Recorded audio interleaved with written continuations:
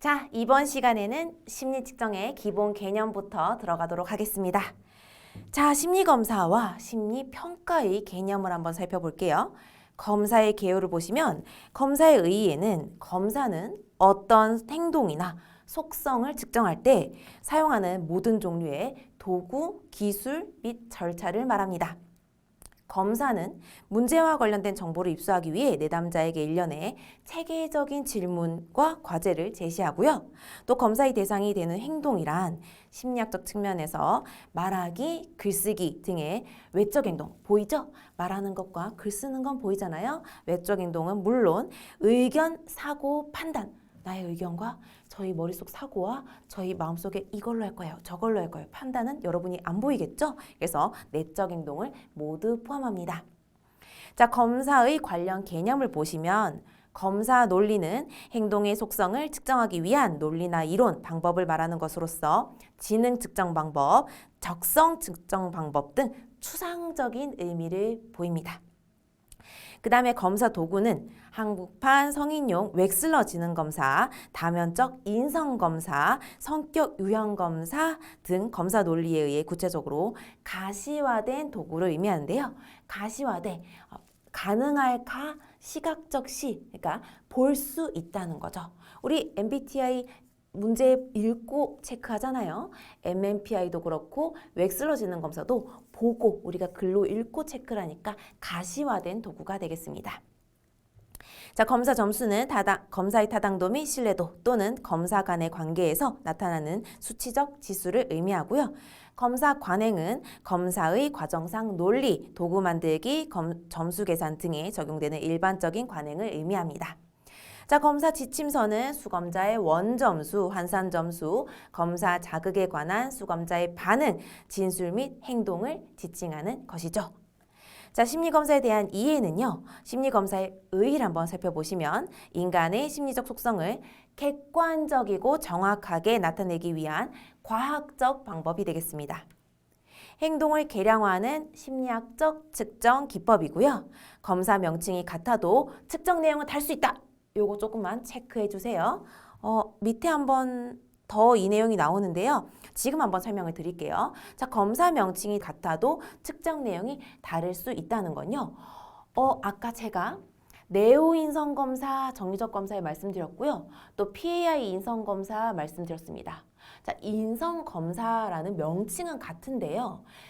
달려있는 하위 요인들이 달라요. 그렇기 때문에 검사 명칭이 같아도 측정 내용은 다를 수 있습니다. 또 우리가 이제 ADHD, 주의력 결핍, 과잉행동 장애 같은 경우에는 검사가 여러 개예요. 그래서 주의력 결핍, 과잉행동 장애를 보는 게 맞는데 검사가 다르기 때문에 검사 명칭이 같아도 어떻게 해요? 측정 내용이 다를 수 있습니다. 자, 표집된 행동을 대상으로 그 결과를 수치로 나타내요. 이를 점수로서 기술화하는 측정 도구가 되겠죠. 행동 표본을 일정한 과정과 절차에 따라 측정하는 표준화된 측정 도구이고 심리 생리적 측정 방식은 자기보고 편파가 작다고 하는데요. 심리 생리 측정 방식은 왜 자기보고가 적을까요? 예를 들어서 저의 도덕성은 제가 막 저를 굉장히 도덕적인 사람으로 제가 말을 하면 도덕성 점수를 올려서 측정을 하겠죠. 그런데 제 심장 박동은 제가 늦게 뛰어 한다고 늦게 뛰고 빨리 뛰어 한다고 빨리 뛸 수 없잖아요. 그래서 요거는 자기 보고 편파가 적게 됩니다. 그러니까 주관적인 것이 적다고 보시면 되겠죠. 자, 그 다음 제한된 기준을 통해 개인의 행동을 예측하기 위한 기술적 과정이고요. 또 사용자의 자격은 검사 종류에 따라 당연히 제한되어야 됩니다. MBTI 검사 시행하시는 분들 따로 있거든요. 그런데 MBTI 검사에 모르는 사람들이 MBTI 검사를 여러분한테 하면 그런 건 안 돼요. 자, 그 다음에 기준의 표본 크기가 큰 경우에도 신뢰도와 타당도 검증이 필요하다. 보통은요, 신뢰도와 타당도가 그 표본이 커지면 올라가는 경향이 있지만 그래도 검증은 꼭 필요합니다. 자, 심리검사는 조작적 정의를 통해 구성 개념과 관련된 행동의 일부를 측정하는 것이다. 자, 조작적 정의가 뭘까요? 이런 겁니다.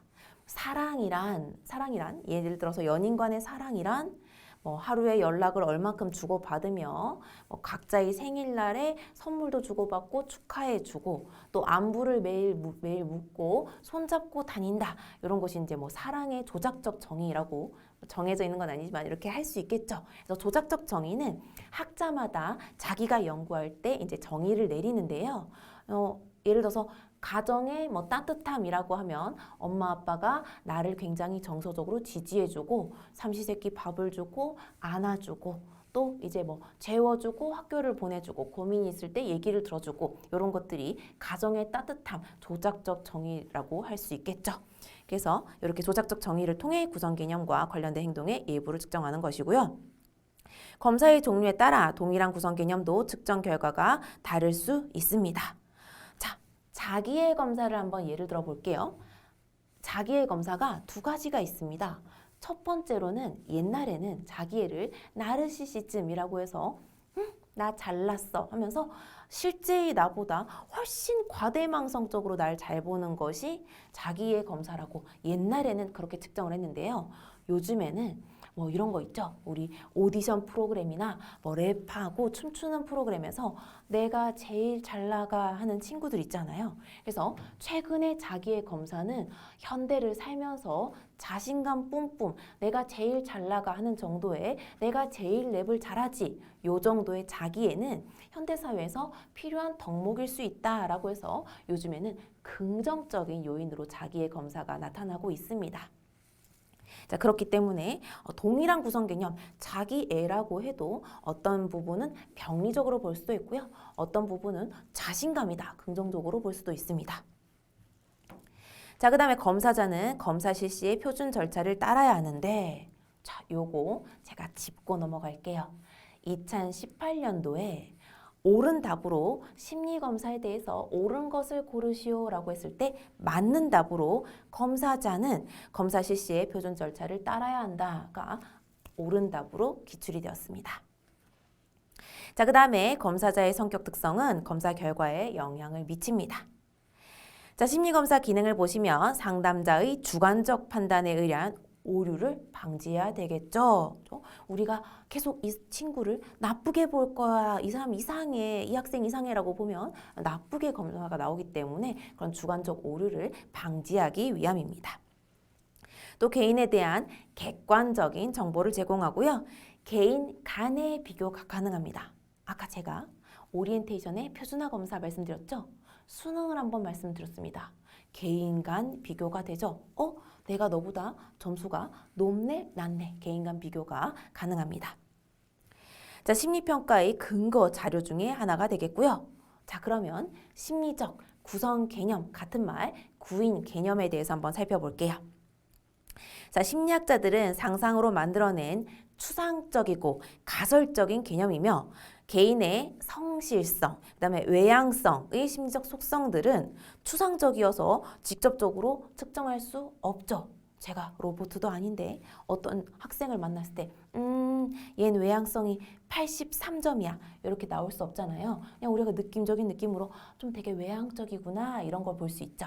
그래서 이런 건 어떻게 해요? 추상적이고 상상적이어서 가설적이어서 볼 수가 없습니다. 예, 직접적으로 측정할 수 없습니다. 요거 왜 이렇게 강조하는 걸까요? 요게 14년도에 오답으로 출제가 되었습니다. 어떻게 해요? 심리적 구성 개념은 어떻게 해요?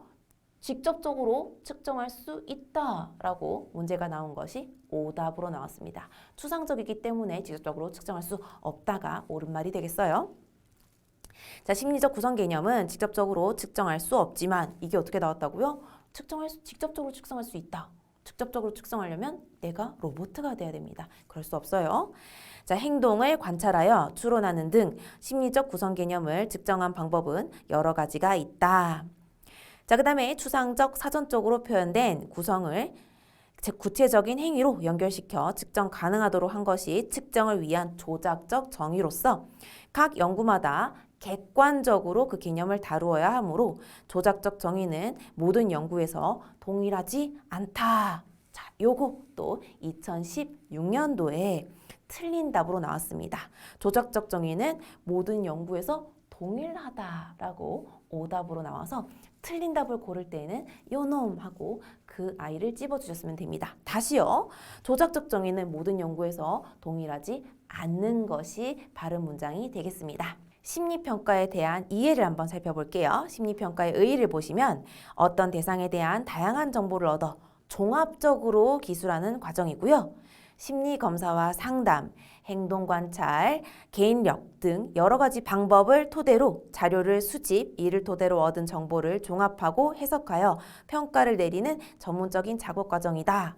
요거 2014년도에 심리평가 정의에 대해서 옳은 것을 고르시오에서 요 문장이 맞는 문장으로 답으로 출제가 되었습니다. 꼭 외우셔야 되겠죠?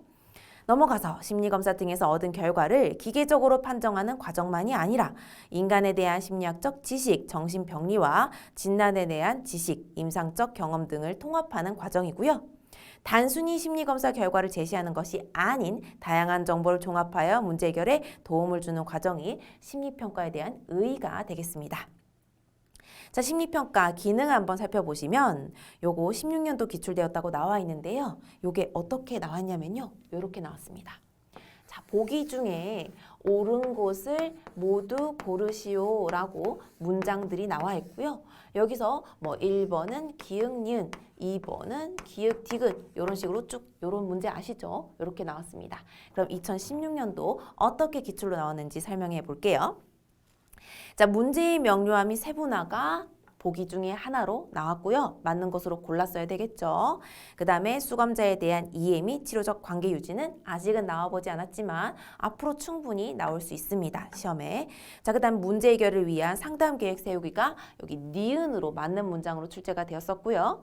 상담 결과와 효과에 대한 평가가 디귿에 맞는 문장으로 출제가 되었습니다.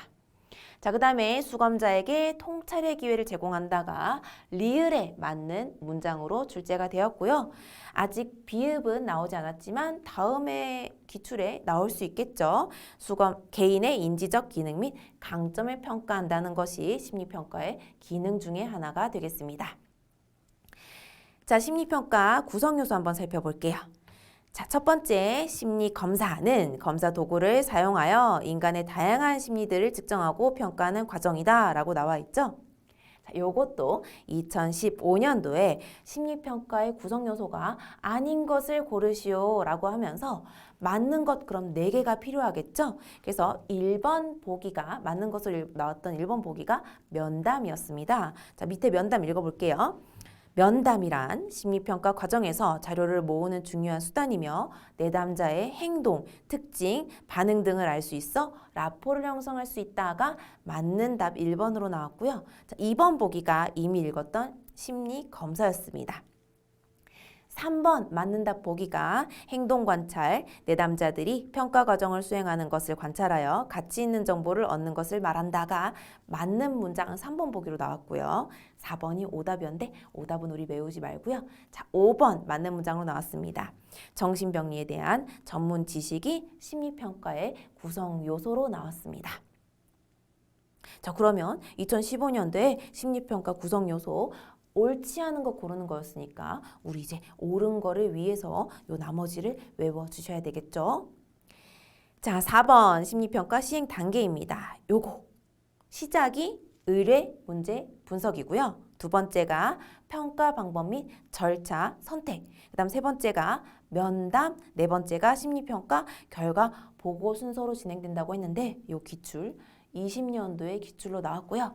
우리 요거 외우는 거 어렵지 않아요? 첫 번째, 자, 의뢰 문제를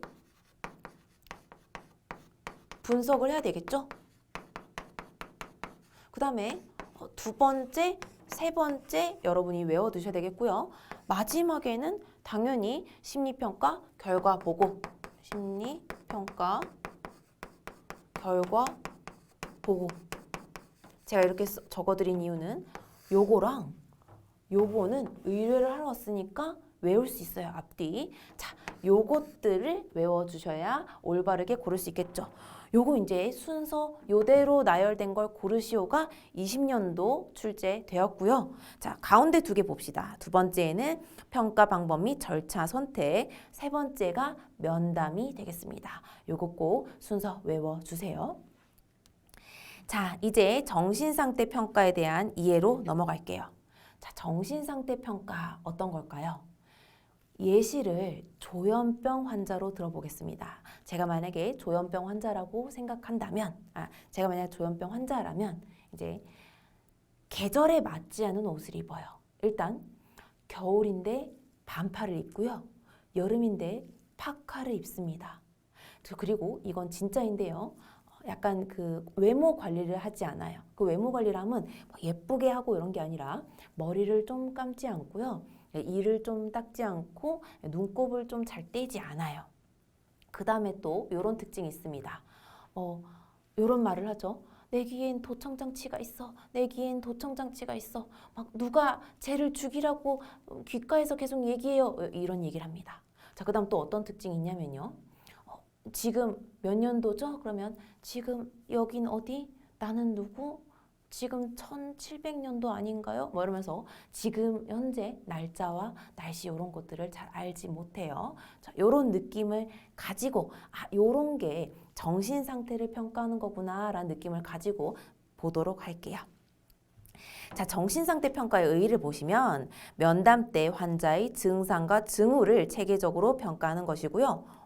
증상과 징후 뭐가 차이점이 있어요? 자, 증상은요. 환자의 소견입니다. 이제 의사 환자로 설명해 볼게요. 징후는요. 의사의 소견이에요. 자, 그러면 증상은 이겁니다. 제가 하면서 병원에 갔어요. 의사 선생님이 저 감기라고 처음부터 말하면 안 되겠구나 이러는 거죠. 저 목이 따갑고요. 콧물이 계속 흐르고 재채기하고 머리가 아파요. 막 몸에서 열나요. 이건 저의 의견이니까 증상이고요. 징후는 의사 선생님이 이렇게 얘기하죠. 독감인 것 같습니다. 독감은 보통 몸에서 열이 나고요. 기침, 가래, 콧물, 그다음에 재채기, 목이 좀 따갑습니다. 두통도 가끔 오고요. 독감인 것 같습니다. 요게 이제 증후가 되겠습니다. 그래서 증상과 징후를 체계적으로 평가하는 것이고요. 며칠 사이에 증상이 변할 수 있으므로 현재의 정신 상태를 평가하는 것이 중요합니다. 면담 중 관찰된 환자의 외모, 예쁘고 잘생기고 이런 거 말고 머리를 안 감았다든지 눈곱을 안 뗐다든지 이빨에 이제 고춧가루가 많다든지 이런 게 되겠습니다. 이제 자기를 관리하지 못한다는 거죠. 말, 행동 및 생각 등을 기술하는 겁니다. 자, 정신상태 평가 주요 항목을 보겠는데요. 요거 제가 기출을 또 한번 보고 왔습니다. 요거 어떻게 해야 될까요? 싸그리 왕창 다 외우셔야 되겠습니다. 왜요? 14년도에 어떻게 나오는지 15년도에 어떻게 나오는지 알려드릴게요. 일단 기출을 먼저 말씀드리고 이제 외우도록 할게요. 자, 14년도에는 15년도, 16년도 나왔네요. 15년도에는 자, 일단 먼저 봅니다. 틀린 것을 고르시오. 다음 중 정신상태 평가의 구성이 아닌 것을 고르시오. 1번 진압력, 2번 외모 행동, 3번 기분, 4번 환각 유무, 5번이 틀린 답으로 출제되고요. 5번 틀린 답이니까 외울 필요 없겠죠. 16년도에는 다음 중 정신상태 평가에서 구성이 아닌 것을 고르시오 라고 해서 1번 기억, 2번 지각, 3번 정신운동 기능, 4번 언어와 사고, 5번이 오답으로 출제가 되었습니다. 자, 여러분 어떤 생각이 드나요? 요거 목록을 다 외우셔야 되겠죠. 왜요? 2015년도, 16년도에는 다 보기가 다 다르게 나왔거든요. 그러면은 또 다음번에 나오게 되면 또 보기를 다르게 넣어서 아닌 것을 고르시오. 아니면 혹은 맞는 것을 고르시오 하고 나오겠죠. 이제부터 우리 영혼을 담아서 한번 보도록 하겠습니다. 자, 일반적 기술에는 아까 외모 행동 15년도 2번 보기였어요. 전반적 외모, 행동과 정신운동 활동, 면담 시 태도가 들어가 있고요. 감정과 정서에는 기분, 정서적 표현, 적절성이 들어가 있습니다. 자, 말 언어에는 양, 속도, 연속성이 들어가 있고요. 자, 지각에는 환각, 착각 등이 있습니다. 자, 그 다음 사고에는 사고 과정, 사고 내용입니다. 자, 감각과 인지에는 의식, 진압력. 선생님, 진압력이 뭐예요? 제가 아까 예시를 들었죠. 여긴 어디? 나는 누구? 지금 어디 계십니까? 예를 들어서 2000년도 아니면 2001년도, 2002년도 뭐 2022년도, 2021년도 뭐 이런 식으로 지금 연도를 말할 수 있어야 되고요.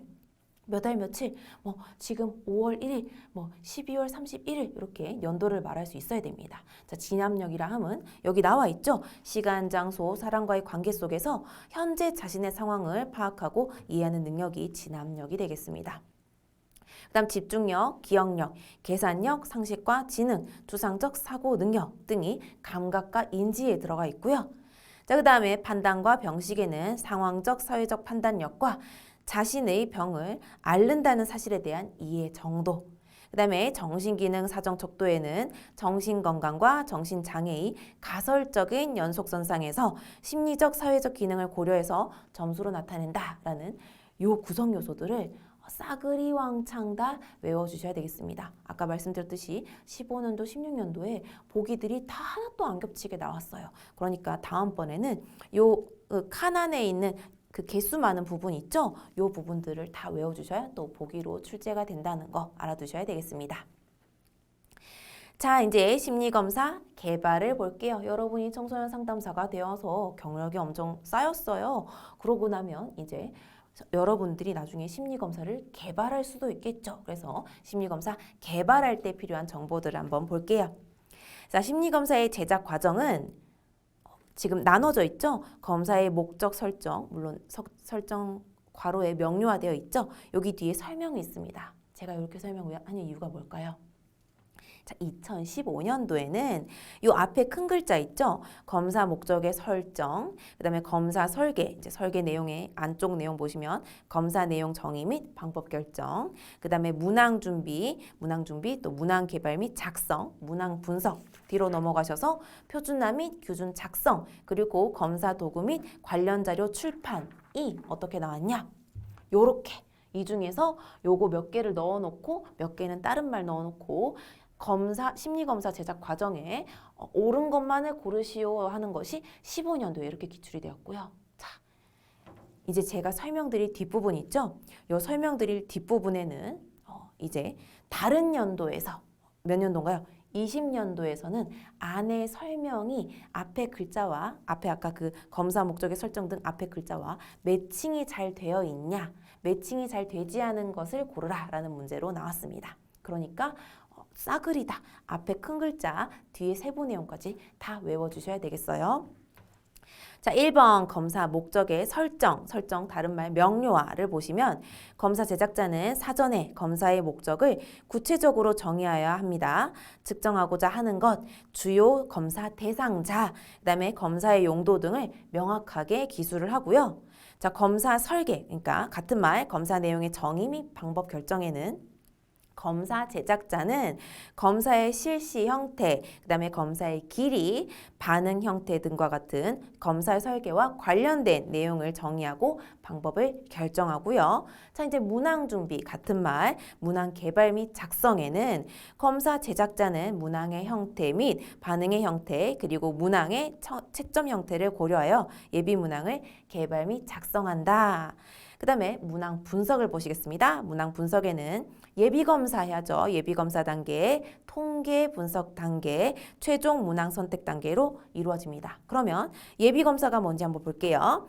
수검자의 수검 과정에서 느낌, 예상치 못한 반응, 문항에 대한 잘못된 해석 가능성 등을 검토를 해야 되겠죠. 예비로. 그 다음에 통계 분석에서는 문항의 난이도, 변별도 등에 대한 통계적 분석을 통해 구성된 문항들이 양질의 문항인지 확인을 하시고요.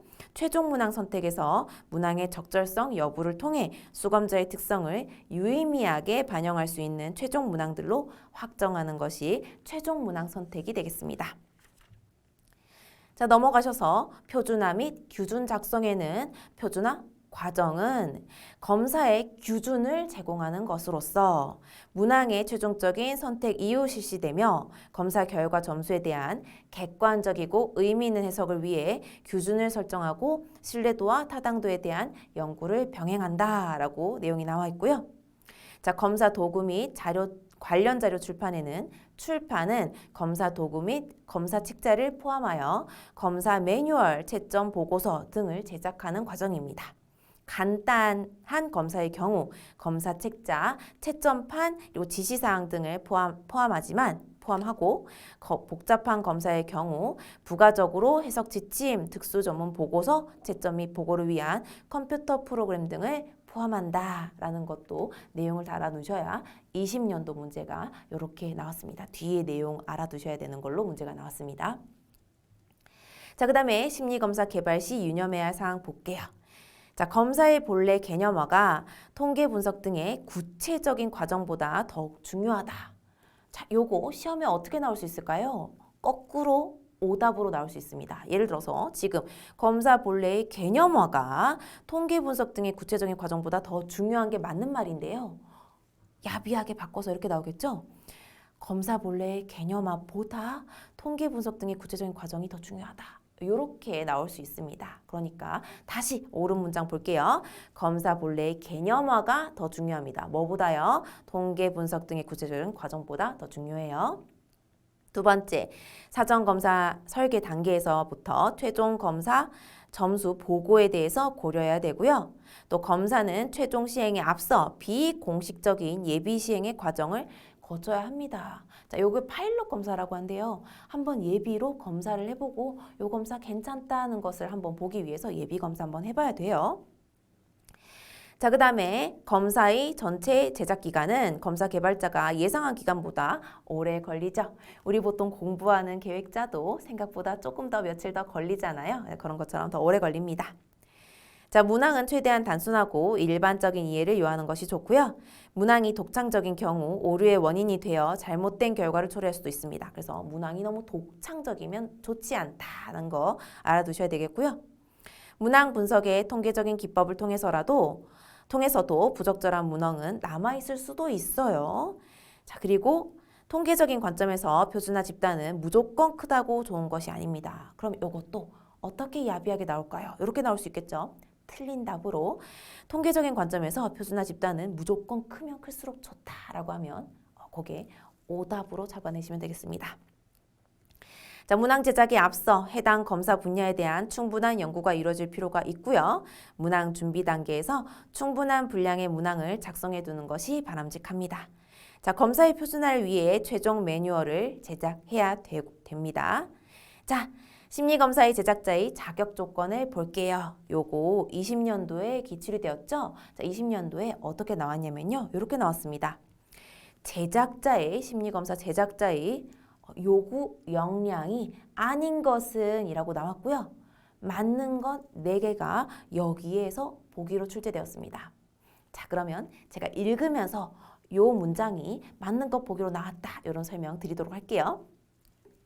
자, 검사 목표 및 내용, 검사 과정에 대해서 충분히 이해해야 된다. 보시면 되겠고요. 자, 연령, 언어 및 학습 발달 수준, 이력 수준 등 수검자 집단의 특성을 충분히 파악해야 된다가 맞는 답 보기 2번으로 나왔습니다. 자, 세 번째, 문항 유형 및 특징, 문항 제작의 세부 과정 등. 자, 이제 또 제 눈빛이 달라지죠. 문항 작성법에 대해서 충분히 숙지해야 된다가 맞는 답 3번으로 출제가 되었고요. 자, 밑에 신뢰도와 타당도, 문항의 난이도와 변별도, 문항 분석 방법 등 검사와 관련된 자, 눈빛도 달라졌죠? 다양한 검사 이론들을 숙지해야 한다가 요게 맞는 답 3번이고요. 요 문장이 방금 아까 말씀드렸던 문항 작성법에 대해서 충분히 숙지해야 한다가 같은 문장으로 쓱 만들어서 역시 똑같은 보기 3번으로 나왔습니다. 자, 그 다음에 수검자의 이해력 및 창의성 등을 보다 효과적으로 분석 종합하기 위해 그 자신이 고등 수준의 정신 능력을 보유해야 한다. 요거 알아두셔야 되겠고요.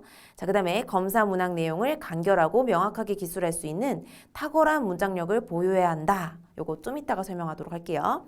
자, 그 다음에 다른 평가자나 검토자 등의 의견에 대해 수용적인 태도를 유지해야 하고 자, 또 눈뼈 달라졌죠. 어떠한 편견도 가져서는 안 된다가 원래 맞는 문장인데 요게 이제 오답으로 나왔습니다. 어떻게 해요? 성별, 인종, 학력에 대해서 뭐 편견을 가질 수 있다. 뭐 이렇게 문제가 오답으로 나왔습니다. 그거는 오답이니까 기억하지 말고요. 자, 우리는 어떻게 해야 된다? 성별, 인종, 학력에 대해서 그 어떠한 편견도 가져서는 안 된다가 맞는 문장으로 외우셔야 되겠습니다. 자, 그 다음에 이제 문항 제작 경험을 지속적으로 쌓아감으로써 다양한 문항들을 제작, 분석, 수정, 보완하는 과정을 통해 보다 새롭고 창의적인 문항을 제작할 수 있어야 된다라는 문제가 나왔습니다. 자, 그래서 요거 전부 다 외워주셔야 되겠죠? 왜냐고요? 아까 말씀드렸지만 심리검사 제작자의 요구 역량이 아닌 것은 이라는 것으로 오답을 하나 잡아내시면 되겠고 맞는 것 네 문장이 여기에서 다 출제가 되었습니다. 자, 그 다음에 요거는 추가적인 건데요. 15년도에는 기출이 어떻게 나왔냐? 이렇게 나왔습니다. 컴퓨터로 실시하는 심리검사는 교육 및 자격증이 있지 않아도 검사를 할 수 있다라는 것이 오답인 문장으로 나왔고요. 자, 컴퓨터로 실시하는 심리검사 역시 교육 및 자격증이 있는 사람만이 심리검사를 제작할 수 있습니다. 그래서 요거 제작자의 요구 및 역량에서 어떻게 해요? 컴퓨터로 실시하는 검사조차도 교육과 당연히 자격증이 있는 사람이 만들 수 있다는 거, 요거 2015년도 문제였으니까 요것도 머릿속에 넣어두시도록 할게요. 자, 그러면 오늘은 이렇게 마치도록 하고요. 다음번에 문항 분석 방식에 대해서 한번 살펴보도록 하겠습니다. 고생하셨습니다. 감사합니다. 보시면 돼요. 다른 데서. 네. 그럼 사인 다시 예. 드릴게요. IQ. 요 문장이 방금 아까 말씀드렸던 문항 작성법에 대해서 충분히 숙지한다가 같은 문장으로 쓱 만들어서 역시 똑같은 보기 3번으로 나왔습니다. 자, 그 다음에 수감자의 이해력 및 창의성 등을 보다 효과적으로 분석 종합하기 위해 그 자신이 고등 수준의 정신 능력을 보유해야 한다. 요거 알아두셔야 되겠고요. 자, 그 다음에 검사 문항 내용을 간결하고 명확하게 기술할 수 있는 탁월한 문장력을 보유해야 한다. 요거 좀 이따가 설명하도록 할게요. 자, 그 다음에 다른 평가자나 검토자 등의 의견에 대해 수용적인 태도를 유지해야 하고, 자, 또 눈뼈 달라졌죠. 어떠한 편견도 가져서는 안 된다가 원래 맞는 문장인데 요게 이제 오답으로 나왔습니다. 어떻게 해요? 성별, 인종, 학력에 대해서 뭐 편견을 가질 수 있다. 뭐 이렇게 문제가 오답으로 나왔습니다. 그거는 오답이니까 기억하지 말고요. 자, 우리는 어떻게 해야 된다? 성별, 인종, 학력에 대해서 그 어떠한 편견도 가져서는 안 된다가 맞는 문장으로 외우셔야 되겠습니다. 자, 그 다음에 이제 문항 제작 경험을 지속적으로 쌓아감으로써 다양한 문항들을 제작, 분석, 수정, 보완하는 과정을 통해 보다 새롭고 창의적인 문항을 제작할 수 있어야 된다라는 문제가 나왔습니다. 자, 그래서 요거 전부 다 외워주셔야 되겠죠? 왜냐고요? 아까 말씀드렸지만 심리검사 제작자의 요구 역량이 아닌 것은 이라는 것으로 오답을 하나 잡아내시면 되겠고 맞는 것 네 문장이 여기에서 다 출제가 되었습니다. 자, 그 다음에 요거는 추가적인 건데요. 15년도에는 기출이 어떻게 나왔냐? 이렇게 나왔습니다. 컴퓨터로 실시하는 심리검사는 교육 및 자격증이 있지 않아도 검사를 할 수 있다라는 것이 오답인 문장으로 나왔고요. 자, 컴퓨터로 실시하는 심리검사 역시 교육 및 자격증이 있는 사람만이 심리검사를 제작할 수 있습니다. 그래서 요거 제작자의 요구 및 역량에서 어떻게 해요? 컴퓨터로 실시하는 검사조차도 교육과 당연히 자격증이 있는 사람이 만들 수 있다는 거, 요거 2015년도 문제였으니까 요것도 머릿속에 넣어두시도록 할게요. 자, 그러면 오늘은 이렇게 마치도록 하고요. 다음번에 문항 분석 방식에 대해서 한번 살펴보도록 하겠습니다. 고생하셨습니다. 감사합니다. 수고하셨습니다. 예, 감사합니다.